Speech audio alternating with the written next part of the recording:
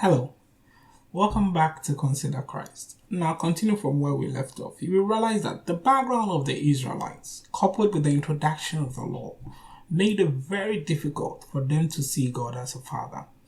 In the course of their movement from Egypt to Canaan, you saw the countless number of times that they compared God to their slave masters, who were very cruel to them. So, in essence, their understanding about God's nature was a little bit skewed. So there was no way God would have upfrontly presented himself unto them as a father. So he chose to present himself in another way as Yahweh. Now, the name Yahweh is very difficult to ascribe one singular meaning to it. But in terms of the Hebrew transliterations, Jehovah means the existing one. You can see as we read from Exodus chapter 3, verses 13 coming, the Lord told them that I am. I am, that means to be. I am, I exist as I am. There is none that can be compared to me. I am self-existent. I am eternal as a God on his own. I am the all-powerful one. So the concept of God to the Israelites was to present himself as the existing one, as the only God, as the most powerful among all the gods, because it's important that as they journey from Egypt, in Egypt, they were introduced to a lot of gods. And as they journey from Egypt into Canaan, and then even settle in Canaan, where they had all other towns around them having various gods that they were worshipping, the tendency for them to be drawn into polytheism was very high. The tendency for them to be drawn into worshipping other gods was very high. So God needed to stake his claim to let them understand that among all the gods that they have seen, among all the gods right from Egypt to the time they settled in Canaan, he is the most powerful one of them all. He is the all-sufficient one, the self-existent one.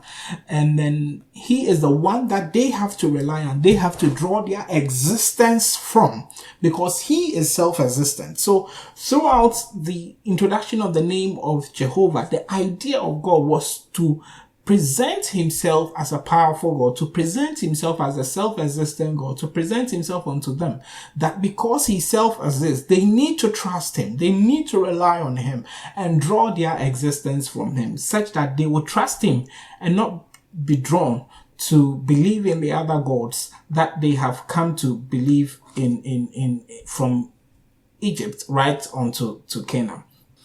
Again, by the name Yahweh, it was very important that God presented himself to the Israelites as someone seen as a covenant partner, and he honors the covenant that he made with the forefathers, Abraham, Jacob, and Isaac. As clearly seen, when Moses was presenting this Yahweh to the Israelites, he did it in the confines of the covenant that was established to the Israelites. In Exodus chapter 6, verses 5 to 8, and then let's read. It says, and I have also heard the groaning of the children of Israel, whom the Egyptians kept in bondage, and I have remembered my covenant, saying, wherefore say unto the children of Israel, I am the Lord, I am Jehovah.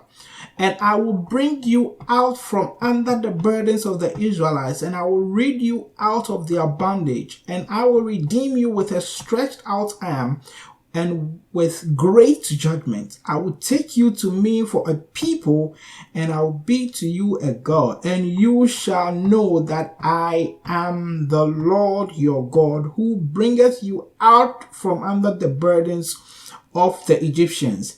And I will bring you into the land concerning the which I did swear to give it to Abraham, to Isaac, to Jacob, and I will give it to you for a heritage. And I am the Lord. And you can see every time he reminds them that I am the existent one. I'm the all-powerful one. I'm the one who, as El Shaddai, I made a covenant with them, and I told them I was going to keep it. Now, this is the time, in my capacity as Jehovah, because I exist on my own, I will make sure that covenant I made with the forefathers is going to be honored. So, within the environment that God presented himself to the Israelites, it was therefore not surprising.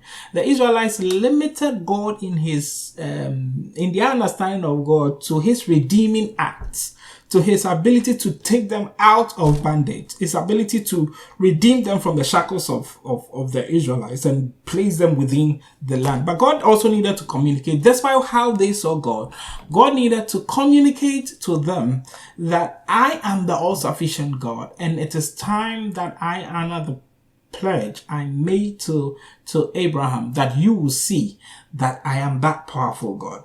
Now, in God trying to demonstrate himself to the Israelites as a powerful God, there are sometimes God, needed to portray that he's all powerful, more powerful than all the other gods around. In as much as God presented himself in sometimes some scary way, as seen in Exodus chapter 19, you see God as fire, the mountains shaking and all that, the fire clouds shaking of the earth, the lightnings here and there. It was therefore not surprising that the Israelites, in their relationship with Jehovah, kind of saw him to be a little bit distant because they feared him, that he may consume them. And this is because, as I told you, they were coming from a place of slavery where they were punished for the least provocation by their slave masters. So when they see these acts, it reminds them of where they are coming from and their inability to accept that I am just doing this, that you see I am a powerful God and I can provide for your needs and all that you want.